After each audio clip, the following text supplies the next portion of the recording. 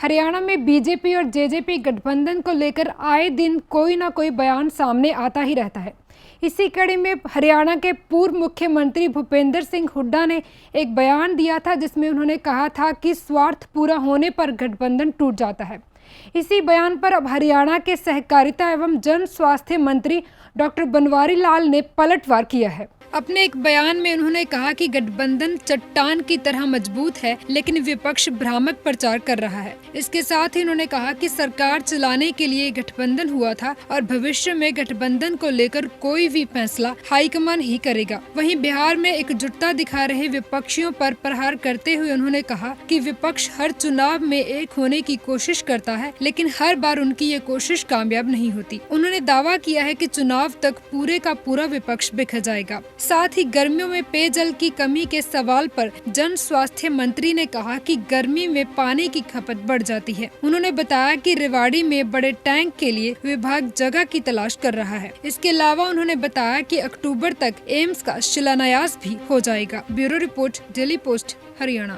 स्वार्थ पूरा होने पर टूटते हैं गठबंधन, क्या कहेंगे? नहीं, ऐसा नहीं है। गठबंधन हमारा सरकार चलाने के लिए हुआ था। कोई हमारा चुनाव से पहले कोई गठबंधन नहीं था और अभी भी गठबंधन अच्छा चल रहा है, कोई ऐसी बात नहीं है। और चुनाव की जहाँ तक बात है, चुनाव तो हाईकमांड तय करेगा साथ लड़ना है नहीं लड़ना, लेकिन आज भी हमारा जो गठबंधन है ठीक चल रहा है, कोई ऐसी नहीं। एक बिहार में देखो, आपने हर चुनाव में देखते हो आप कि जो विपक्ष के लोग हैं वो इकट्ठे होते हैं, लेकिन एक्चुअल में हो नहीं पाते, क्योंकि हर आदमी का स्वार्थ है।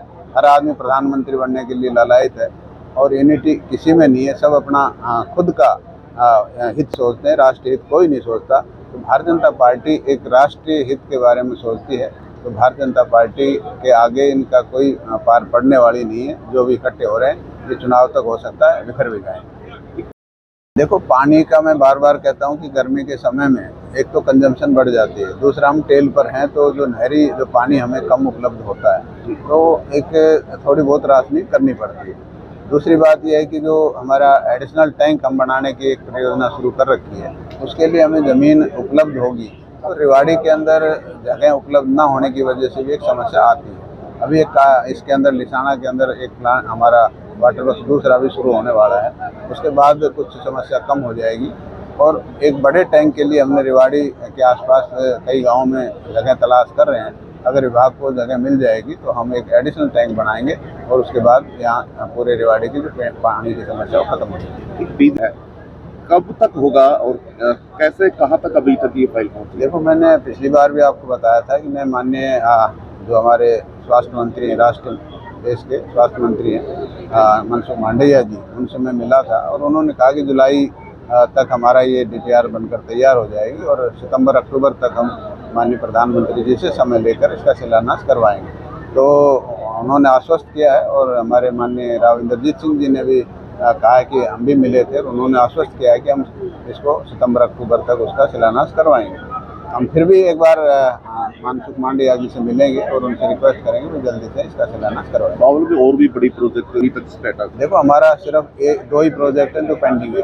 एक तो हमारा ये एम्स वाला, और अभी 3-4 महीने पहले शिलान्यास हुआ है, मार्च में शिलान्यास हुआ है इसका मिल्क प्लांट का, तो उस पर भी कार्रवाई चल रही, जल्दी उस पर भी काम शुरू हो जाएगा। ठीक है सर। जिस तरह से सेवा, सुशासन और गरीब कल्याण के जो 9 साल केंद्र के पूरे हुए हैं, उनके तहत जो महाजन संपर्क अभियान 30 मई से 30 जून तक चल रहा है, उसके तहत ही आज ये प्रोग्राम संयुक्त मोर्चा की तरफ से हुआ था और संयुक्त मोर्चा के सभी अध्यक्ष वगैरह सभी आए हुए थे और सभी कार्यकर्ता और लोग आए थे। तो जो हमारी पार्टी के 9 साल की जितनी भी उपलब्धियां हैं, जो भी हमारे जन कल्याणकारी योजनाएं हैं, उन सबको लोगों के सामने हमने रखा और पूरे जो लोग यहाँ मौजूद थे, उन सभी लोगों ने जो पार्टी की